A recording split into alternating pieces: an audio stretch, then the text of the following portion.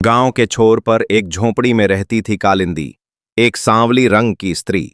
उसका रंग इतना गहरा था कि गांव के लोग उसे अक्सर काली डायन कहकर चिढ़ाते थे। बच्चे उससे डरते थे, स्त्रियां उसका अपमान करतीं और पुरुष उसे देखकर मुंह फेर लेते थे। लेकिन कालिंदी का मन निर्मल और कृष्णमय था।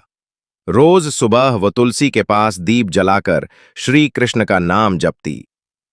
श्याम मोरे तुम ही सहारा, उसकी एक ही इच्छा थी, कभी एक बार अपने प्रभु को देखने का सौभाग्य मिले। एक दिन गांव में घोषणा हुई, स्वयं द्वारकाधीश श्री कृष्ण आज इस गांव में पधारने वाले हैं। सारा गांव सज गया। लोग नए कपड़े पहनकर स्वागत की तैयारी करने लगे। पर कालिंदी, वो बस मन ही मन रो रही थी। श्याम, क्या तुम मुझे भी देखोगे? क्या मैं भी तुम्हारी इस लीला की भागी बन पाऊंगी? कृष्ण गांव में पहुंचे। राजा की तरह स्वागत हुआ।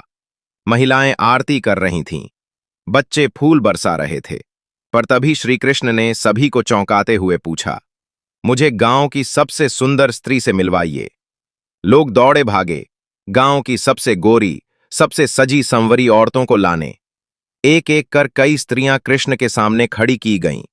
पर श्री कृष्ण बस मुस्कुराते रहे और बोले, ये नहीं, ये भी नहीं। इनकी सुंदरता तो केवल श्रृंगार की है, आत्मा की नहीं। तब किसी ने मजाक में कहा, हे नाथ, अगर आपको असली सुंदरता देखनी है तो उस काली डायन को देखिए, कालिंदी। वो तो आपकी ही भक्ति में डूबी रहती है। लोग हंस पड़े, पर श्री कृष्ण की आंखें गंभीर हो गईं। उन्होंने कहा, कालिंदी ही वो है जिसे मैं ढूंढ रहा हूं। जब कालिंदी को बुलाया गया, वो कांप रही थी। फटे कपड़े, उलझे बाल, पर आंखों में भक्ति की गंगा। कृष्ण ने उसे देखा और झुककर उसके चरणों को छू लिया। कृष्ण बोले, तुम सबने इसकी त्वचा को देखा, मैंने इसका हृदय देखा। जिसका मन श्याम के लिए इतना श्यामल हो, वो तो स्वयं लक्ष्मी से भी सुंदर है। कालिंदी के आंसू बहने लगे। उन्होंने कांपते हाथों से कृष्ण के चरण छुए और कहा, प्रभु, आज मुझे जीने का कारण मिल गया।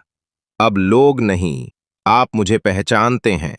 यही मेरे जीवन की सबसे बड़ी पूजा है।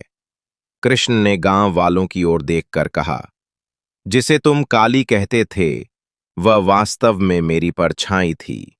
और याद रखना, रंग शरीर का होता है, प्रेम आत्मा का। और आत्मा के रंग में श्याम और श्वेत दोनों एक समान हैं।